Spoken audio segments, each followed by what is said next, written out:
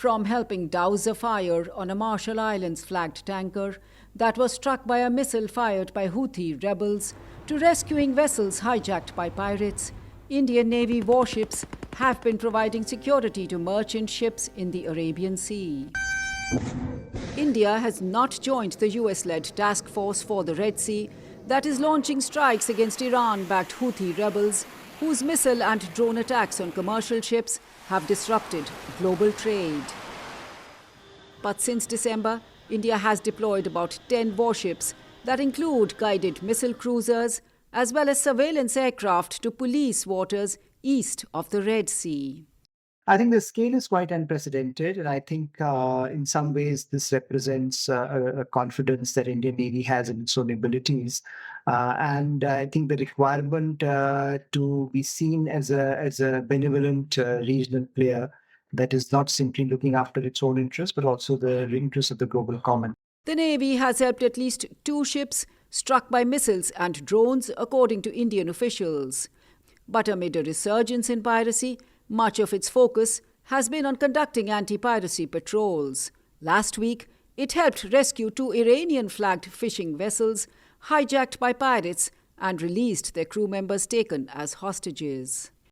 Commissioning a hydrographic survey ship, Indian Defence Minister Rajnath Singh said the naval forces aim to protect both trade and regional security.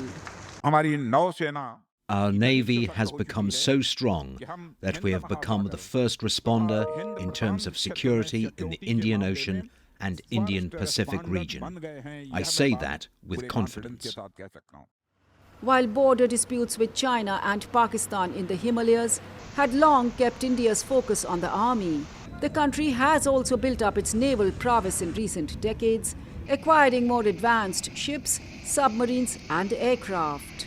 We are one of the biggest force here, and we know that the world's trade is moving through these routes, and we normally, go with the freedom of seas, freedom of navigation. That is why this deployment has happened, to scan the area, sanitize the area.